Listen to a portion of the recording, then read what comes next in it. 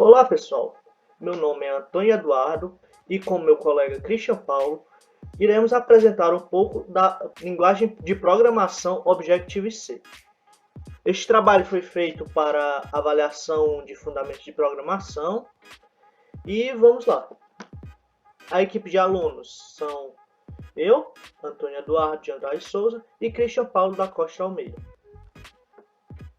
Primeiramente, vamos falar um pouco sobre um resumo do Objective-C. Para quem foi criado, por quem foi criado, é utilizado para o quê e um pouco de sua instalação. Primeiramente, devemos saber que a linguagem Objective-C foi criada para ser usada para o desenvolvimento de aplicações para a plataforma iOS, que podem ser os dispositivos iPhone, iPad, iPod, Touch, dentre outros. A linguagem Objective-C foi criada por Brad Cox e sua empresa, a Stepstone Corporation, no início da década de 80. Atualmente, Objective-C é utilizado como uma linguagem de programação para os dispositivos macOS X. Objective-C suporta polimorfismo e é uma linguagem dinâmica. Aí, chegamos um pouco na instalação. Para fazer a instalação dele, nós precisamos de uma IDE. E essa IDE, para programar em Objective-C, tem que ser o Xcode. Uma observação aqui. Vale dizer que, por meios legais, não é possível programar para iOS sem usar um Mac com um processador Intel. Outro passo importante para a instalação do Objective-C é instalar o SDK de desenvolvimento para iOS. O que seria esse SDK? É como se fosse um kit de desenvolvimento, digamos assim. Linguagem compilada ou interpretada? Compilada. Ou seja, faz uso de um compilador. Mas o que exatamente é uma linguagem compilada? Uma linguagem compilada é uma linguagem de programação em que o código-fonte nessa linguagem é executado diretamente pelo sistema operacional ou pelo processador, após ser traduzido por meio de um processo chamado compilação, usando um programa do computador chamado compilador. A sintaxe básica do Objective-C. Aí temos alguns pontos, como os tokens, ponto e vírgula e os comentários. Um programa em Objective-C possui vários tokens. Esses tokens podem ser palavras-chave. E o que seriam essas palavras-chave? Seriam identificadores, constantes, um literal de string ou um símbolo. Por exemplo, a seguinte declaração Objective-C consiste em 6 tokens. No caso, essa declaração aí, nslog, @hello world, /n, lembrando que tem o abrindo e fechando as aspas. E logo ao final uso do ponto e vírgula. Já o ponto e vírgula. Nos programas Objective-C, o ponto e vírgula ele é como se fosse um terminador de comando, de instrução. Como no exemplo dado a seguir. Como vocês estão vendo. Logo após terminar, existe um ponto e vírgula. Comentários. Os comentários, eles são algo que o compilador geralmente ignora. Geralmente não, sempre ignora. Eles são como um texto de ajuda em seu programa, que servem para outros programadores ou pessoas que querem aprender a entender aquele código. O que aquele código faz? O que os comentários fazem? Eles dão instrução de que cada linha de código faz, por assim dizer. E são totalmente ignorados pelo compilador. Geralmente, os comentários são feitos por uso do barra, asterisco, barra, dentre outros. Declaração de variáveis. Na declaração de variáveis, nós vamos ver o que é uma variável, como declarar variáveis em Objective-C e as constantes. O que é uma variável? Uma variável, podemos dizer que é como um espaço reservado na memória do computador destinado a um dado, que pode ou não ser alterado durante a execução do seu algoritmo. Como declarar variáveis em Objective-C? Como já sugere no slide, você declara uma variável inserindo seu tipo de dado e logo após o nome da variável que você quer inserir. No exemplo dado, temos aí o tipo, int, de inteiro. Veremos logo a seguir os tipos de dados, o tipo inteiro, int, e a idade. Idade é como se fosse o nome da variável. É como se fosse, não, é o nome da variável. Esse nome pode ser diversos nomes. Só que você tem que se atentar, pois variáveis são geralmente declaradas no início do código. E se atentar também a não usar palavras reservadas para variáveis. Por quê? Essas palavras reservadas geralmente são utilizadas para construções de outras estruturas do código, do seu código. Por isso não devemos usar palavras reservadas em variáveis. Um exemplo de criar uma variável para armazenar a idade de um aluno, no caso. Nós definimos o tipo, a idade, e antes do vírgula nós colocamos igual e a quantidade de qual a idade desse aluno. Como é inteiro, nós devemos colocar o número inteiro. Colocamos, digamos, 18. Int idade igual a 18. E aí usamos o ponto e vírgula para terminar. Como eu já falei, as variáveis elas são declaradas no início de uma função ou método. No caso, em Objective-C. E são escritas geralmente em letras minúsculas. Além disso, como eu disse também, não utilizar palavras reservadas em variáveis. E também não utilizar o hífen no começo de uma variável, para definir uma variável. Digamos que hífen idade. Não pode. Não é que não possa, é porque digamos que é de certa forma errado. Constantes. As constantes, como o nome já sugere, referem-se a valores fixos que o programa não altera durante sua execução. O algoritmo não altera durante a execução. Esses valores também podem ser chamados de valores literais. Aí vemos aquele exemplo que eu ia dar, de criar uma variável para armazenar a idade de um aluno. No caso, o tipo da variável, isso em Objective-C, o tipo da variável, o nome da variável, igual a quantidade, ponto e vírgula. Assim, nós definimos uma variável. Nós criamos uma variável e armazenamos o valor nela. Agora, os tipos de dados. Como nós já tínhamos utilizado no exemplo anterior, int refere-se a inteiro, valores inteiros. Float para real de precisão simples. Char, caracteres, ou seja, textos. Geralmente se usa o aspas.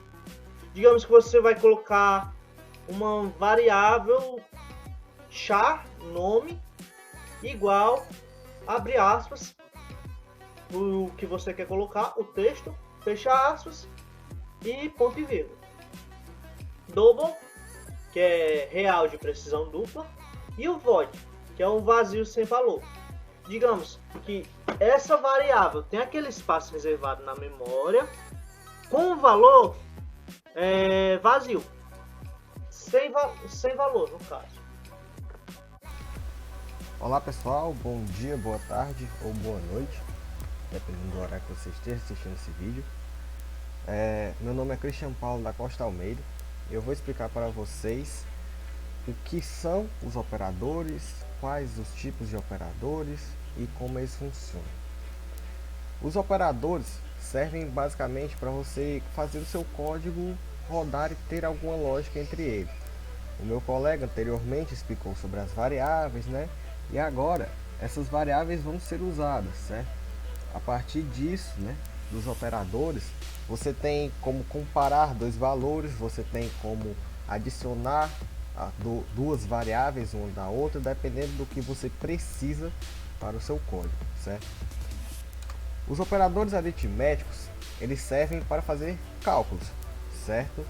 Às vezes você quer somar, digamos, um caixa de supermercado, ele tem dois produtos, né? A variável A e a variável B, podemos dizer assim.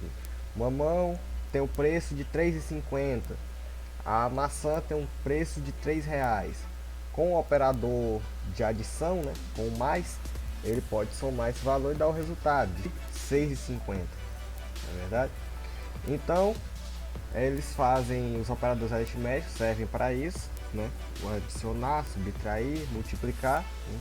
O maisinho, bem simples, adiciona dois valores. O tracinho, né? O menos, ele subtrai o segundo operando do primeiro. A multiplicação multiplica ambos os valores, certo? No caso, a multiplicação aí é usada como um asterisco, né? Numa calculadora de computador.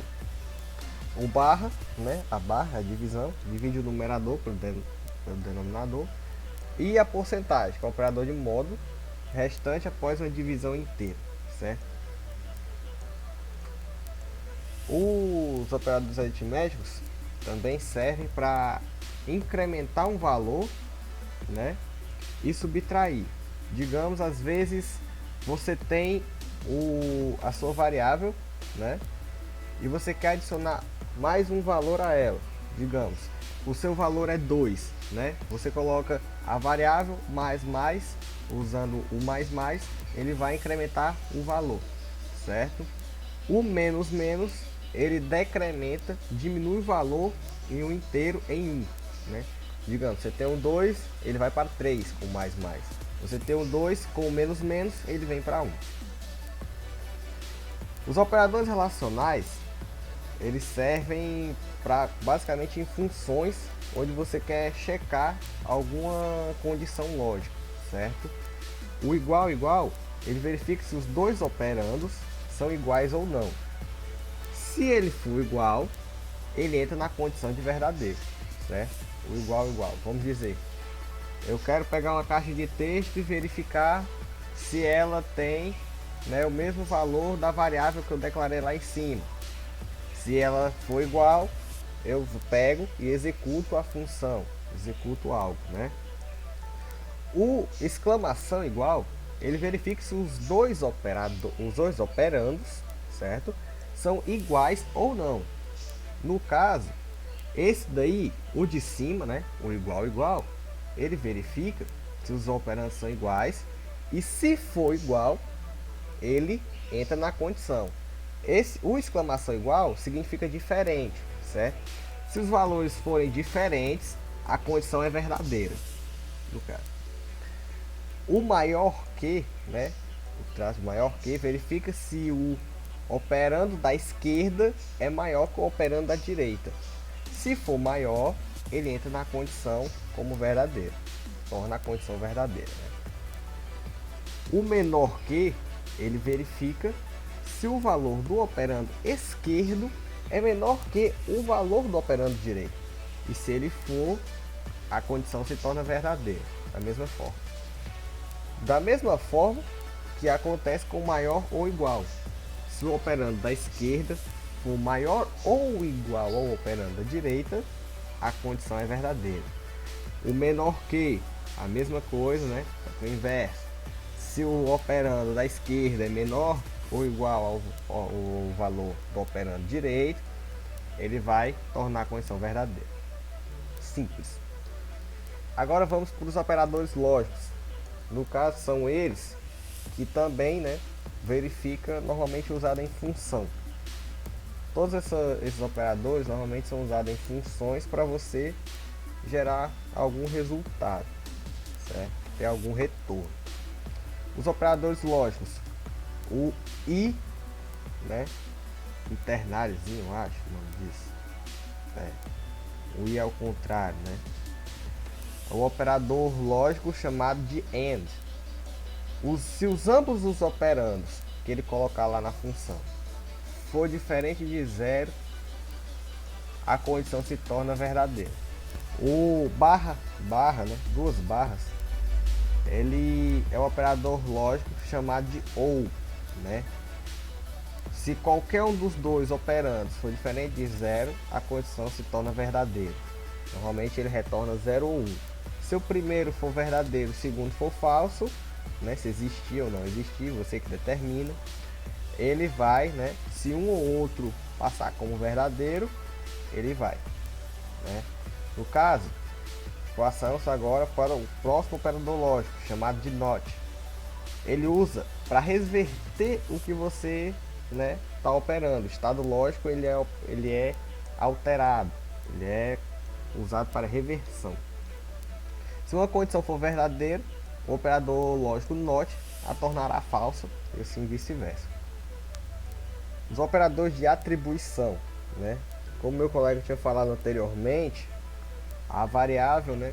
Se você determina a variável idade e coloca o operador de atribuição igual a 18, aquele valor 18 ele vai ser atribuído à sua variável.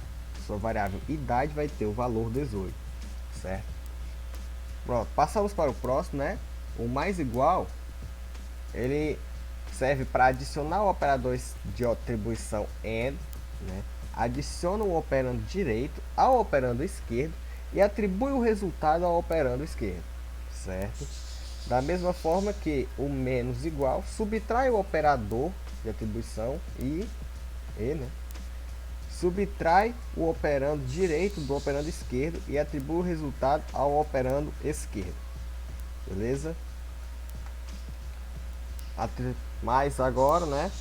O operador asterisco igual, né? Operador de atribuição multiply AND. Multiplica o operando direito pelo operando esquerdo e atribui o resultado ao operando esquerdo, certo? Barra igual. Operador de atribuição de divisão AND. Divide o operando esquerdo com o operando direito. Aí ele vai atribui o resultado dessa divisão ao operando esquerdo, certo? Porcentagem igual. Módulo E. Operador de atribuição. Leva o módulo usando dois operandos e atribui o resultado ao operando esquerdo. Agora iremos iniciar com as funções e métodos, certo? Os métodos em Objective-C são bem parecidos, né, com o método em C e outras linguagens de programação, embora a sintaxe seja um pouco diferente, né?